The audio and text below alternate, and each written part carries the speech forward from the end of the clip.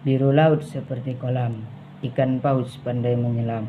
Dari lubuk hati yang paling dalam, saya buka presentasi dengan salam. Assalamualaikum warahmatullahi wabarakatuh. Alhamdulillah Rabbil alamin, wabihi nasta'in ala umurid dunya waddin, wassalatu wassalamu ala asrafil anbiya wal mursalin wa ala alihi wa sahbihi ajma'in, amma ba'du.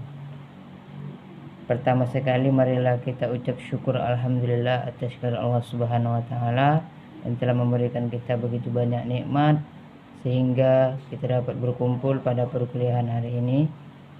Dan tak lupa selawat beriringkan salam marilah kita hadiahkan kepada baginda kita Nabi besar Muhammad sallallahu alaihi wasallam. Mudah-mudahan di kemudian hari kelak kita mendapatkan syafaatnya. Amin amin ya rabbal alamin. Yang kami hormati yaitu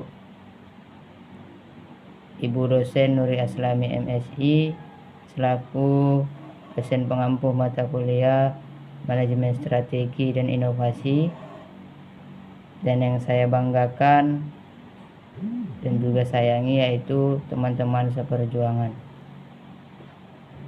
Baiklah, perkenalkan nama saya Abdul Ilman Ritonga selaku moderator yang akan membimbing diskusi kita pada perkuliahan hari ini, dan tentunya saya tidak sendiri dengan rekan-rekan saya yaitu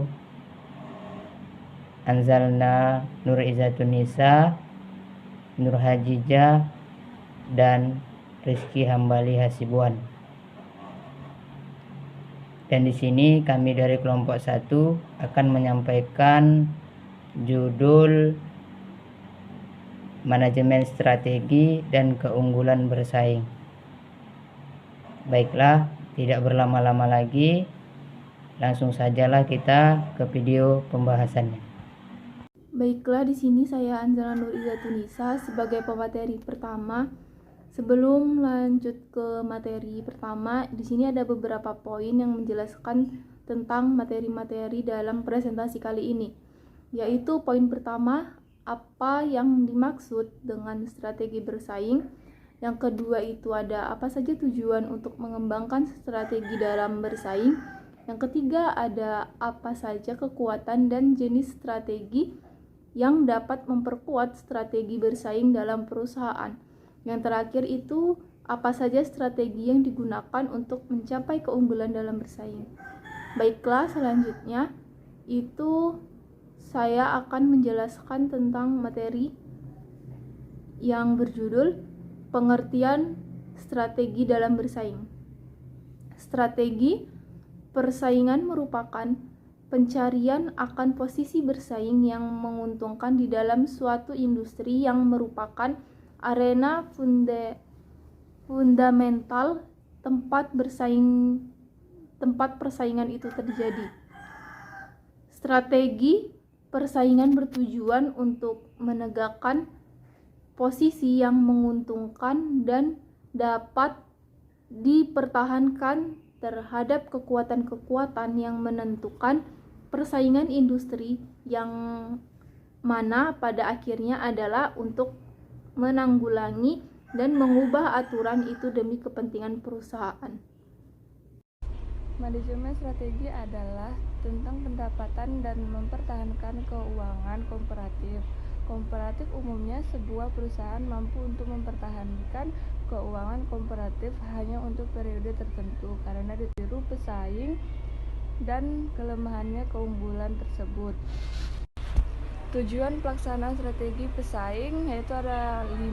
Yang pertama, membentuk suatu positioning yang tepat. Yang kedua, mempertahankan pelanggan yang setia. Yang ketiga, mendapatkan pangsa pasar baru. Yang keempat, memaksimalkan penjualan. Dan yang kelima, menciptakan kinerja bisnis yang komparatif. C. Jenis-jenis persaingan dan kekuatan bersaing. 1. Strategi biaya rendah atau cost leadership. Strategi biaya rendah atau cost leadership menekankan pada upaya memproduksi produk standar atau sama dalam segala aspek dengan biaya per unit yang sangat rendah.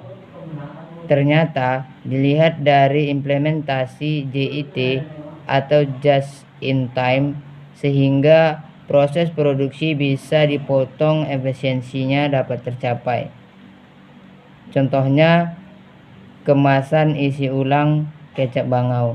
Yang kedua, strategi pembedaan produk atau differentiation. Strategi pembedaan produk atau differentiation mendorong perusahaan untuk sanggup menemukan keunikan tersendiri dalam pasar yang jadi sasarannya. Contoh, perusahaan menggunakan strategi diferensial, yaitu PT Indofood, terutama produk mie instannya memiliki keunikan rasa atau promosi iklan yang mengusung tema Nusantara.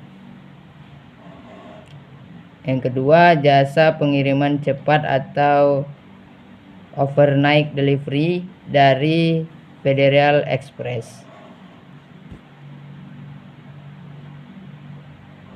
Selanjutnya, merancang strategi bersaing dalam rangka menciptakan keunggulan. A.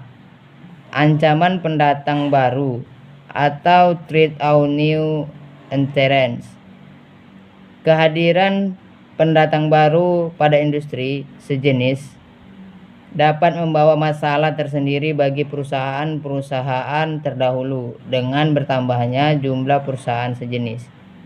B. Kekuatan tawar-menawar pemasok atau bargaining power of supplier. Hubungan baik dengan pemasok harus dapat dijalankan jika suatu perusahaan ingin menekankan harga produksi, karena tidak dapat dipungkiri bahwa semakin baik hubungan dengan beberapa pemasok, maka perusahaan akan mendapatkan harga bahan baku terbaik dibandingkan dengan perusahaan yang tidak memiliki integritas dengan pemasok. Selanjutnya, C. Ancaman produk pengganti atau threat of substitute products. Tak ada rotan akar pun jadi. Sepertinya perusahaan harus tetap memperhatikan pepatah tersebut. Artinya produk yang kita hasilkan harus memiliki nilai dan kegunaan utama dari produk sendiri dengan biaya yang sebanding dengan nilai tersebut, karena konsumen akan beralih ke produk pengganti. D. Kekuatan tawar-menawar pembeli atau bargaining of power of buyers. Informasi dan teknologi telah merubah pola pikir para konsumen menjadi lebih selektif dan pintar dalam memilih dan membandingkan produk.